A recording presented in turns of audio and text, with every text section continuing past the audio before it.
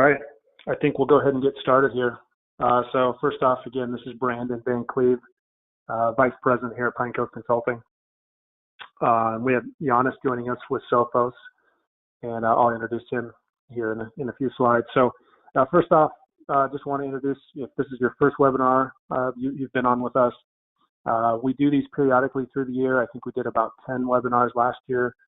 We record all these webinars, so after this is over, it will be recorded and posted to our YouTube page.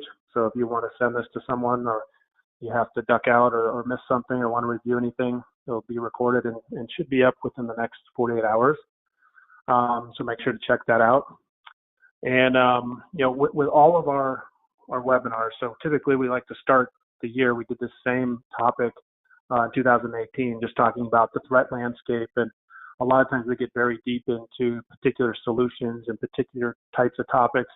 And what we wanted to start with here is just looking at the overall threat landscape in cybersecurity, and how are threats changing, how are they somewhat the same, and Yanis will be great to kind of add in the details there. But as always, these are meant to be engaging, so please use the questions section inside of the little dashboard there on the GoToWebinar. Post your questions there at any time, and I will plug them in when appropriate. And I think that's all I have on my end just for the housekeeping side, so we'll keep moving here. So just a couple slides on Pineco, if there's anyone out there not unfamiliar with who we are. We're based in Bozeman, Montana. As you can see by our map, we're kind of all over Pacific Northwest, Rocky Mountains. We work in 13 total states, so there's some states, all over that aren't on this particular map, but we go to every corner of the states we work in. We work with small businesses. We work with large entities, public sector, private sector, just very diverse in our customer base.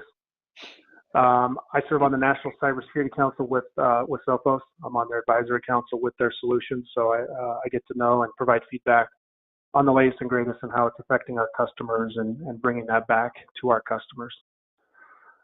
We support about 20,000 users a day. So with those dots, you can imagine a lot of users across different environments. And we've seen a lot of things over the 25 years, well, actually 26 years, starting in 2019. And we've won some national cybersecurity awards, some of those with Sophos. And in 2018, we won a Rising Security Star Award with Channelnomics. So a little bit more about us. So how does Pineco solve IT problems? So this is kind of the process that we use with our customers. First, analyzing. So talking with you, what are your goals? What are your initiatives? What are maybe some of the roadblocks or challenges that you have? We analyze those with you. From there, we like to design a solution, whether it's a number of solutions or a particular solution. Design that with you. Help you deploy, where we can come in, do professional services, installation, configuration of whatever those solutions are. We have a support arm to that. So again, we service 20,000 users. So we have a large support arm to our business, and then we work on sustainability. It's great to put these solutions in, but how do we sustain them? How do we budget for them? Really trying to be a full turnkey service provider for you and your organization. And then the solutions that we provide, there's a lot of them. And this is kind of the process that we go through with our customers of, yes, there's point products in there, and we're going to talk about some of those today, but really we like to look at your organization holistically and look at, what are your objectives, how are we communicating those objectives, and kind of going through that process with you. So that is Pineco. And now I'm going to turn over to Yiannis Vassiliades for a deeper dive into the threat landscape. And I really appreciate Yanis joining us. He's a great resource for us to have, and we're lucky that not only Yanis, but Sophos allows us access to such great resources. So let me kick it over. Brandon, thanks again. Welcome, everybody. We're going to cover a couple of things today, and I wanted to focus the presentation around the cyber actors and their motivations, and then talk a little bit about how we do threat analysis within Sophos Labs. I'm the Senior Director of Products for Sophos Labs, which is really the nerve center of Sophos from the perspective of analyzing threats and empowering our products with better threat detection. So instead of showing the obligatory breach detection or breach statistics slide, we all heard about all these things. We see them almost every day. I thought instead I will talk a little more about the cyber actors and their motivations, and then look a little bit about the economics of cybercrime as we then start to explore different targets that these bad actors are attacking. So if you look at the major types of attacks that we see today are really broken up in these four categories. So nation-state attacks, sponsored attacks, are very sophisticated. They're very well funded, and they can have profound, implications on their targets. A few examples of these things: we've seen a group called Deep Panda, which is sponsored by the Chinese, that a few years ago attacked the Office of Personnel Management and some other U.S. Government agencies. Then more recently, we've heard about NotPetya, which was unleashed by a group called APT-28, or another code name for it was Fancy Bear, sponsored by the Russians, and they unleashed that in Ukraine during the separatist war in order to bring down the Ukrainian government, and which was another form of ransomware. And then later, the same group attacked the Democratic National Committee during the 2016 elections. Hacktivists are more like the altruists of the cyber criminal. They're not personally or financially motivated, but they are rallying behind social causes, like we saw with Arab Spring and all of the social media promotions that they did. And then actually a few years behind that, there was a big incident with HB Gary Federal, which was part of HB Gary. It was a big cybersecurity firm where their president came out and said, well, I'm going to release, we identified top anonymous members, I'm going to release their identities. And then Anonymous turned around and hacked the company and released thousands of corporate emails, which basically brought the company down to its knees from a reputation perspective. On the industrial espionage side, we have primarily targets that are corporate, and sometimes the attacks there are nation-sponsored, sometimes they're not. One good example is the Elderwood Group, which is, again, sponsored by the Chinese, where they attacked Google, and that became famous as the Aurora project. But the majority of the incidents that we're seeing in the market today are really on this last side, which are commercial, and they're definitely sponsored by groups that are financially motivated. And what we end up seeing is the effects of these groups, of these breaches, with all the data that's stolen, appearing in illicit marketplaces on the dark web, where they essentially become a commodity, and they fall victim to the same laws of economics as normal marketplaces do, with supply and demand governing the prices that the stolen data goes for. And here are a couple of examples. You can get PII information, personal identifiable information, for as little as $3, but stolen credit card information can make a lot of money for cyber criminals.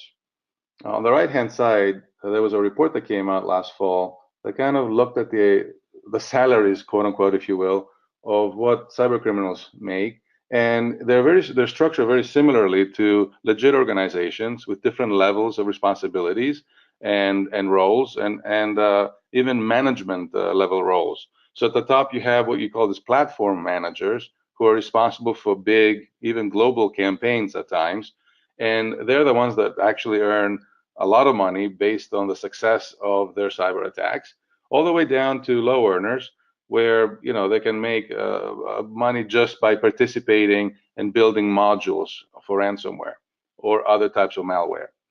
So if you put this in perspective, where a high earner can earn over $166,000, the annual household income in the U.S. last year was $62,000 or $68,000, and that's a household income. But a lot of these guys come from other parts of the world, like Eastern Europe or Southeast Asia, where the average per capita income is between $3,500 and $4,500. So even in the US, a cyber criminal can do fairly well, but in those other parts of the world, they can live like kings. So it's a lucrative profession almost with easy recruitment opportunities. So what happens when a PC gets hacked? This is actually something that went up on a security blog years ago. And unfortunately, the same areas of how a PC can be exploited are still true today, even though the techniques around exploiting these areas have changed and have become more sophisticated, I would say. But next time, you log on your PC and it's acting a little weird, you may be a zombie, part of a spam campaign, or somebody may be using it to crypto mine Bitcoin or something like that. So a theme around this presentation is going to be around patching, because a lot of these exploits use vulnerabilities that we have patches for that unfortunately we see a lot of machines not having deployed the latest patches. So we talked a little bit about sophistication. There is a well-known model in the security space that maps to the stages of a targeted attack. It's called the kill chain model. And it starts with a reconnaissance phase, and then the bad guys develop what kind of malware they want to deploy, and then they install it and run it. And at the end of the day, basically, they want to achieve their objective, which most of the times it's going to be stealing data in order to sell it, on the dark web. And other times it can be other things that are destructive. But what we're seeing is the level of sophistication of these attacks is changing in order to prevent detection, and by compressing the kill chain, which means that they're simultaneously executing several of the steps in order not to raise any alarms. And then the other thing they're doing is they're dumbing down the types of malware they're installing in order to, again, prevent detection. So once they do have some malware installed, that piece of code is going to go and check the machine to see what's the host name, what kind of operating system it's running, what kind of patch level it's at, or service pack is installed on it, other applications, and passes this up to a cloud resource that the hacker is running in order for it then to return with a payload that's going to inflict maximum damage by exploiting whatever known vulnerabilities are there on that particular host. So going back to the whole thing, patching is really, really, really important. At Sophos Labs, we detect and analyze a lot of malware, and oops, I apologize. And we're seeing over 500,000 different types of malware that we're identifying. And the interesting thing about that, talking about the level of targeting that we're starting to see, is that 75% of that we only see in one organization. So to the point that it gets malware gets customized, it's something that's consistent, with our views about what's happening in our client ecosystem. A very popular endpoint piece of malware is called Emotet. If you haven't heard of it, it gets deployed through spam campaigns where the unaware user clicks on an attachment, and then it's usually an Office document that will then infect their host. Once the host gets infected, the first thing that Emotet will do is it will go and try to spread what we call laterally. So it will find other computers on the same network as the infected computer and try to infect them as well. And then sometimes it will just sit there dormant and wait for a little while. So if that happens, you think you're safe. But then at the hacker's choice, they will perform a couple of different tasks. They will deploy what we call a backdoor Trojan called TrickBot, which is really designed to steal financial credentials. So as a user may be doing online banking, this thing will listen in the background and capture the credentials in order then to use to steal money from their bank account. The other thing it does is it will install what we call Rook, which is a form of ransomware. It actually means death node, where it will encrypt, of course, files on the infected host and then ask for Bitcoin ransom. Another area where we're seeing a lot of activity is in what we really call the Internet of Threats. So Internet of Things is any device that basically can connect to the internet, and we're starting, because because of the technology evolution, we're starting to see prolific, adoption of internet-connected devices around the houses and in small offices. And in some cases, that's great because it helps with productivity or efficiency, or it's a cool thing to have. But unfortunately, it's also the Wild West of the cyber criminal world. And that is because it's another example where security is an afterthought in design. So for these main reasons, the fact that there are so many of them, they're inside your network and they're on high speed, internet connections, even at home connections, and there's really no security around them. There's no anti-malware installed on it. Most of the users just buy these things, they plug them in, they start using them, they don't change their default passwords. So we're seeing a lot of activity with cyber criminals attacking these devices. And an example that actually happened a few years ago is this Mirai botnet, which hijacked CCTV cameras that you can buy at Costco or any retailer, and used those to perform one of the largest cyber attacks, denial of service attacks, against DNS host providers. On the mobile side, Sophos analyzes a lot of different mobile apps.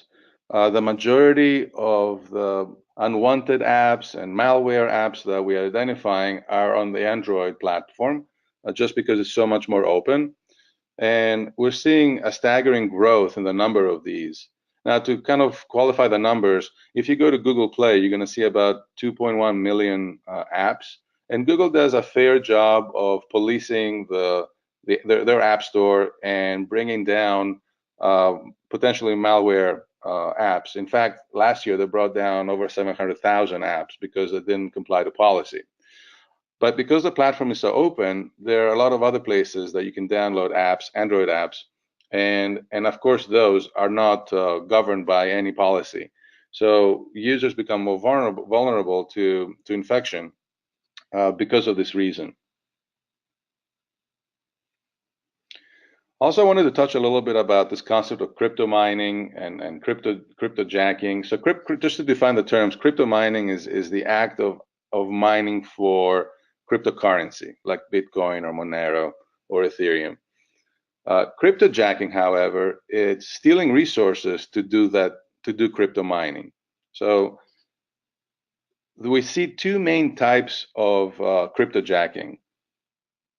Especially as the Bitcoin prices and cryptocurrency prices overall when skyrocketed a couple of years ago, their market value now has come down, but they're still a very popular attack vector. We see a lot of crooks developing this capabilities to infect computers in order to mine for cryptocurrency. And one of those methods is using what we call JavaScript, which runs on your web browser. And the way it works is when you visit a website that is infected with this kind of code, it will inject your browser with this crypto miner JavaScript, which then automatically will start eating up your computer's resources in order to mine for cryptocurrency. Now, this all happens in the background, and if you notice your machine acting slowly or not responding as quickly or getting hot, that means that it's probably fallen victim to something like this. There are certain cases, by the way, where you go to some sites where they will be overt about it.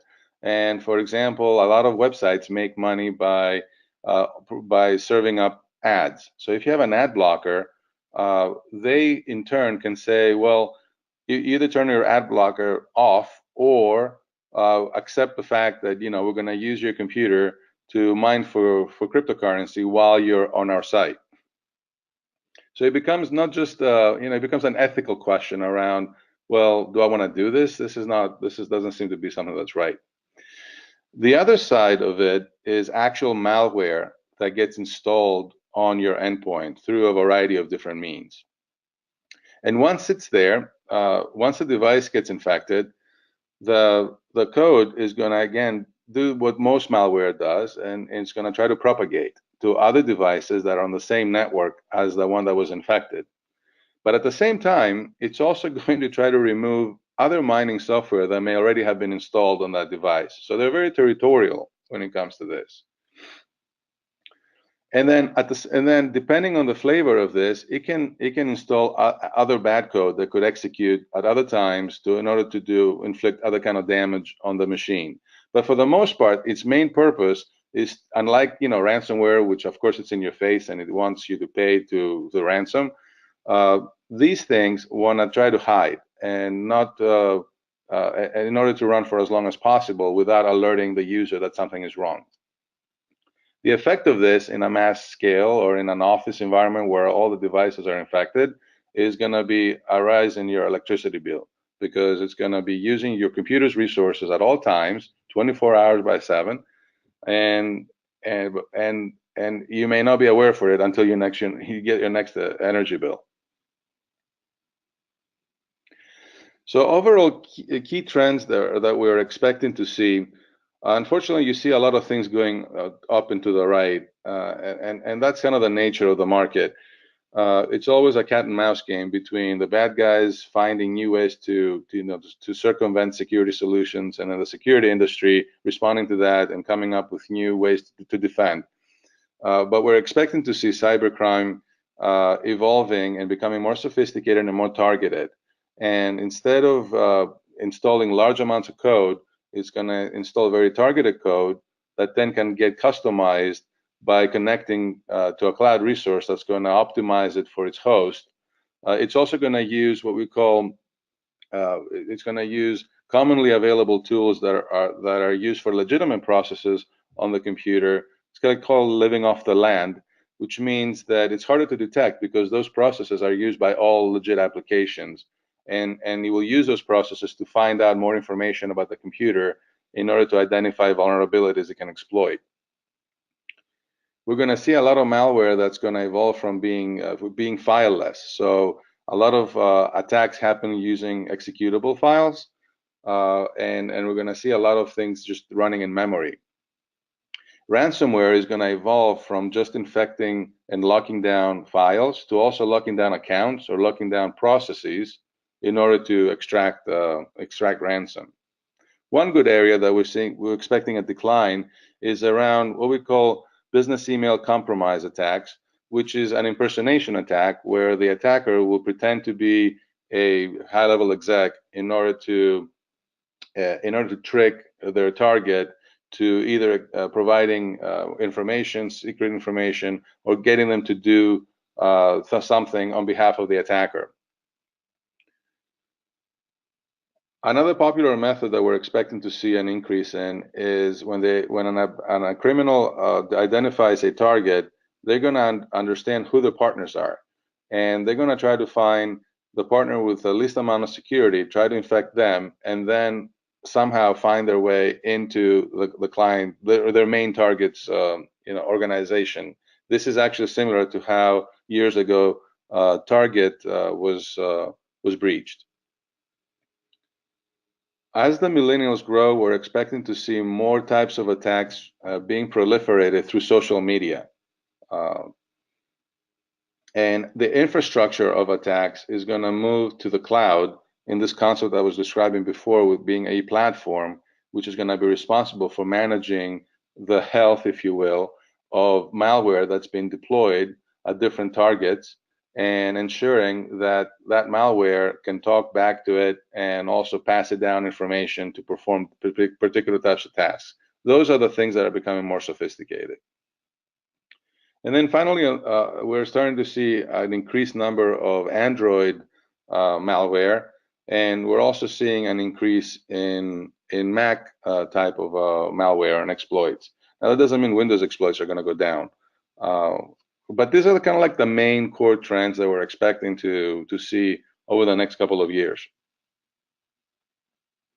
So what do we do about all these things, and how do we help optimize our detection capabilities? So I wanted to give you some examples, at least what we do in Sophos Labs, to identify threats and provide a repeatable process for analysis. And it's really breaking down to three main areas. One is around innovation and technology. So, technology on its own may not win the battle, but it will definitely help. And at the same time, we also want to use progressive analytics that build off the results from previous analysis in order to build a case for providing a verdict. And then lastly, we want to attach context to this to understand the level of application for that particular type of attack.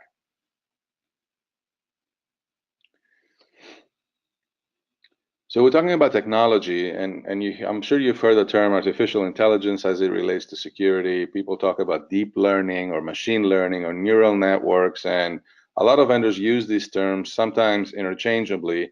And what ends up happening is there's some mass confusion about what is really the meaning behind it. But at the end of the day, the core concept here is that you give a machine some specific information, and then it runs models that then it learns from that information and can make inferences. So what you're seeing in this picture is actually a movie that I cannot play as part of this webinar, but it's machine learning modules that are running in this movie, Skyfall, that in real time as the movie plays, identify objects, different types of objects. So this is possible because of the advances we've done in artificial intelligence in recognition of different types of things. And the extension of this is identity, right? So you can identify facial recognition or other characteristics of the object to classify it and also categorize it. So we apply this kind of techniques in a variety of different manners, and I'm going to give you a couple of examples of how we do it in security.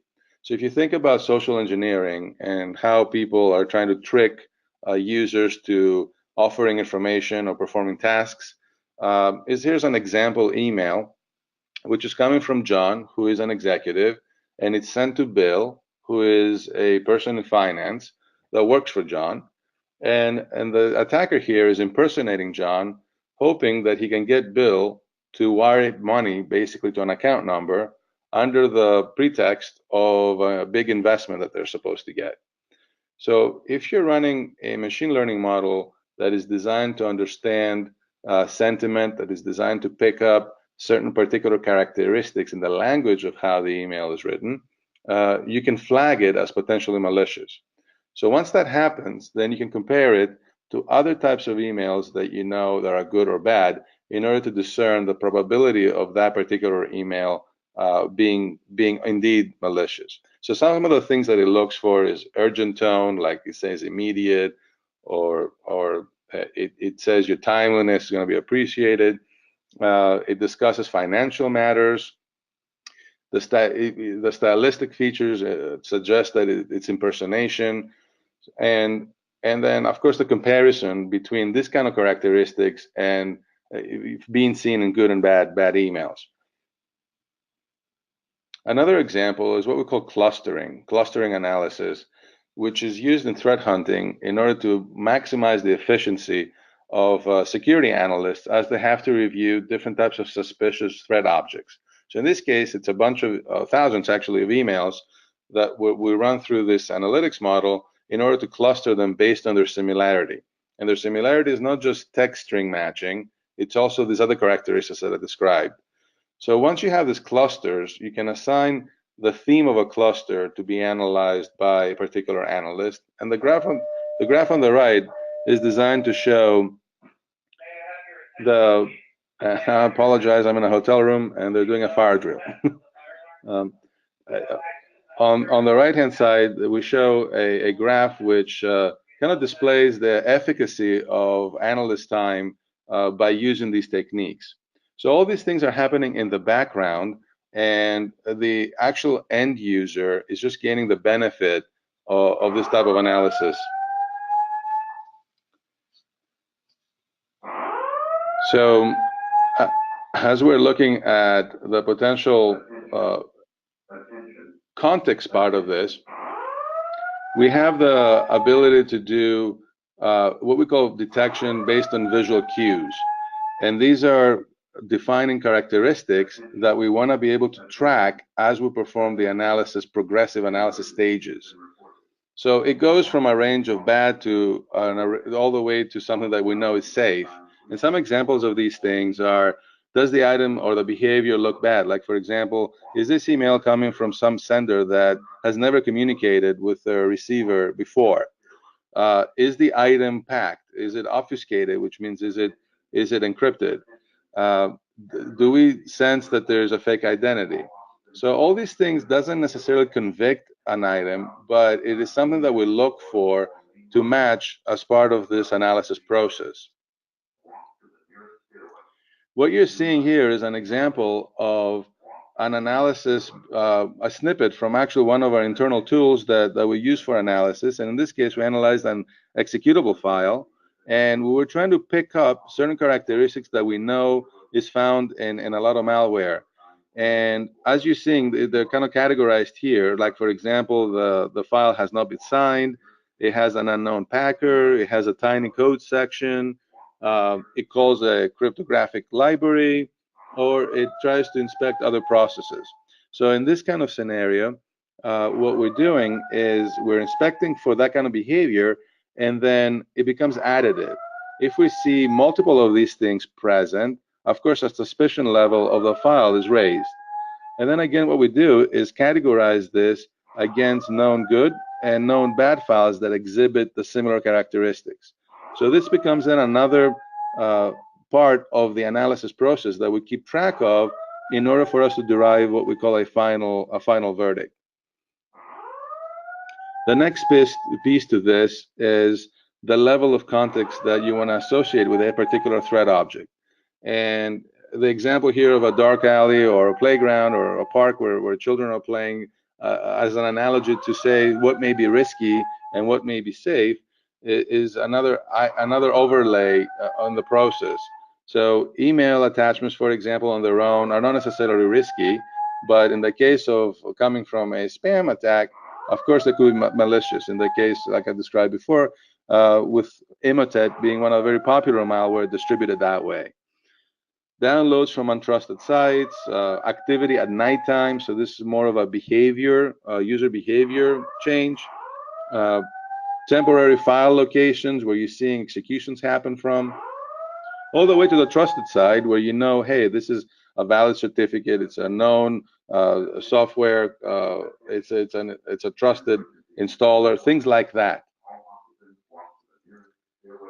Then we overlay that kind of context on top of identity. So we have known bad, which is kind of translated into apps, into actual software that we know is malware. We know that they are unsigned.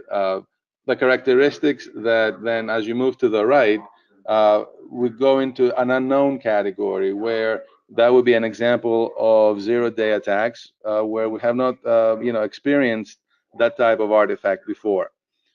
All the way to something that we know, and we can assign, for example, temporary rights to an individual or a role, and all the way to being obviously a safe identity that's been vetted and we fully trust and understand.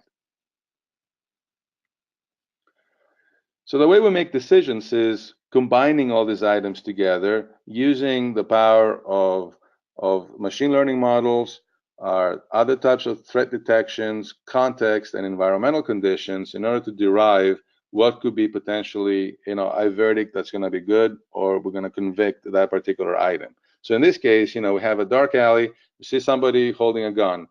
Is this bad or not, right? So as we are adding or overlaying more of that information, we can make decisions about it. So if this case is good old Jon Snow, well, we know he's a good guy and he's on a mission, so we don't have to worry about him being that activity being nefarious. Another example where you have a similar scenario, kind of a dodgy situation, somebody's with a gun and wearing a hoodie. Well, maybe they're an undercover agent, but your suspicious level, of course, is going to be increased, and you're going to flag this activity and possibly block it.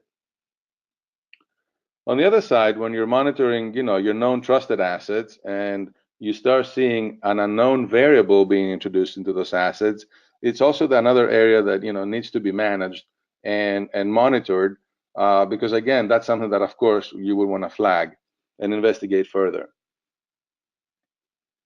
So as you're putting all of these analysis techniques together is really kind of a high-level view of how we go about offering a repeatable process in order to identify threats. So how do we display this? So what you're seeing here is green dots representing actual good files, red dots being bad files, and the orange ones are being suspicious files. So what happens with any security product, you have this fine line between performance and offering the maximum of possible security. So in most cases, what will end up happening, you're going to have an efficacy range of the things that a particular security product will catch. And other things it will not be able to detect or identify in time in order not to hold up too much the end user and from getting the information that they need. So by performing, though, these analysis techniques in an efficient and progressive manner, we're able to actually expand that efficacy rate. And we're doing this, again, by a combination of using technology in the form of machine learning models as well as other threat detection capabilities, married with adding context and identity. And in this case, our ability to catch and identify more types of variants of malware where otherwise would have gone undetected becomes higher. So in closing, I wanted to leave you with a couple of basic recommendations. I'm sure you have heard that your best security is going to be as good as your weakest link. And that unfortunately comes in something that's the most preventable thing of all, which is a lot of the systems do not have the latest patches. So when you see those little annoying reminders that my wife likes to ignore that say, please, update, do it. Run the latest anti-malware on all your devices that are connected to the internet. Hopefully you'll choose Sophos. Use authentication techniques. Don't use a password that's going to be 5 characters. Use a password that's at least 8 characters that contains alphanumeric plus some sort of a special character. If possible, use what we call two-factor or multi-factor authentication. This means that when you try to log on to a secure application, instead of just putting your username and password, also request that they get a token, for example, sent to your phone. That's one example. Back up your data frequently, and if possible, use the technology that will do real-time backups. Now, that's a fairly common thing with a lot of the cloud resources that we have available with Microsoft and Google and other vendors. And then, of course, continue education. It's important that users are aware that attacks are sophisticated and they're evolving, and to be cognizant when they click on things, to understand that if they get an email, they know who sent it to them. And when they go visit sites, they have some awareness of where they're going. So with that, I would like to close it and open it up for any questions you may have. And I apologize again for this craziness with the fire alarm. Awesome, Yanis. First off, amazing resilience to keep battling through with the fire alarm. That was amazing. That was a first in our webinars. You, unless you need to sprint out of the hotel room, that was amazing to just keep battling through. So I appreciate you doing that. That was amazing. Oh, sure. Thank you. No, this was actually a test. Yeah, I don't have to leave. But okay. Timing, of course, is impeccable. Yeah, that was. So yeah, I have a couple questions here, and again, if anyone has some questions, pop them in there, and I'll make sure to ask them. So I think I can help on this. Kind of a 3-part question that was actually sent in before the webinar, which is great.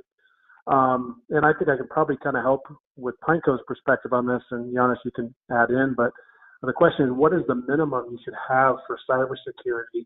And maybe in conjunction with that is how much is too much for a small business? And I guess from the Pineco perspective, to me, it's no different. Or really, what would we leave out? I guess as we look at small businesses and we talk to them, just because you're a small business, does that mean we don't put the proper endpoint protection in, or We don't put the proper firewall with the proper features on it. To me, we should be protecting our large entities as well as we protect our small entities. And I think how we do that, and Sophos does that, is they allow us to scale. And so the same firewall that I'm putting in the 5-person law office here down the street is the same type of firewall I'm putting into a major healthcare organization. So because of the ability that Sophos gives us to scale, we don't answer it that way. We don't leave things out because of your size. We just scale it appropriately. So that's kind of our answer to that. Is we want to look at it as the same. We're trying to build in layers of protection to your entities. So whether it's, where does your data go? Where does it transfer? Obviously, email is a big one. Your firewall, your endpoint. We wouldn't be doing our job as consultants to not advise, to be protecting your entity just like a Fortune 500 business would. So I don't know if, Yanis, you had anything to add to that, but that's Pineco's stance on that question. No, that's certainly the case. I mean, you can take this in a variety of different directions, and of course, depending on what your specific client environment is, you can obviously customize a security solution to provide the most effective defense. That's great. Another piece to that, and I may lean on you on this one, Yanis, because I think there's some good takeaways, but is switching to cloud storage safer than a local server? Yeah, so that's actually something that even very large organizations are dabbling with or trying to understand their level of risk when they're talking about public cloud infrastructures, like, for example, AWS or Google Cloud, or even Azure, which is part of Microsoft. And the truth is that, again, it really depends. If you consider the level of resources and management that goes into supporting those platforms by these large vendors, they have very specific processes and security software and monitoring that they're running 24/7, of course, in order to ensure that they reduce the risk of infection or of attacks. However, they also have, depending on the platform that you consider, they also have policies where they mitigate the risk if an attack does occur by saying we're only going to cover these specific things, and the rest of it, it's up to the customer to support and be responsible for. So before choosing a particular cloud vendor, you want to be very careful about understanding what it is that they're going to offer for security versus what it is you're going to have to provide. As for the example of keeping a local server, of course, that is of course obviously an option that you need to ensure that, again, you have the right levels of controls and security technology to prevent obviously breaches. Patching being the least of it, all the way to offering 24/7 monitoring, for example. That's great. Yeah, I think that's one thing we notice. People kind of, or we've seen organizations just kind of wipe their hands of any kind of responsibility or concern with their data once it moves into a public storage location. And I think we have to ask those questions. It's just like we're asking, how are you protecting it locally? We need to be asking those same questions to those cloud providers, because I think we're doing a lot of assumptions that our data is more secure or safe, and it's not always the case. So we need to make sure we ask those important questions. Thanks, Yanis. Sure. Looks like the final question I have here is, if you don't store financial or personal data, what other information/data would create a greater risk for your organization? Yeah, so well, it depends on your organization. So if it's not financial data, but you're keeping, so there are a couple of different things to consider. One is the notoriety behind an attack. Depending on your business and the visibility of it, coming out that the business has been hacked can have certain, obviously, negative effects. If you don't have to report the incident, two things that you have to consider are, well, if you did have proprietary data that got stolen that were specific to your enterprise, or the productivity aspect. So if you do identify an attack that is just locked down to just your enterprise, and it doesn't affect customers or anything like that, but it brings down your ability to operate, that can be a very costly proposition. That's great. Thanks, Yanis. Okay, well, it's 1:46. Hopefully give you a few more minutes back in your day here. I really appreciate the questions, the feedback. That was great. Yanis, I really appreciate you joining us, and that was great information. And to remind everyone, we did record this session, and we'll share that on our YouTube page, so you can check it out there, or any of the other webinars we've done over the past 2 or 3 years. So again, thanks for your time. Yanis, thanks again for your contribution. And please contact us if you have any questions or would like to discuss any of this in greater detail, or want to talk about some of the cyber assessment work or IT assessments that we do. Please reach out, and we'll make sure we're taking care of you. Thanks again. Yeah, thank you, Brandon.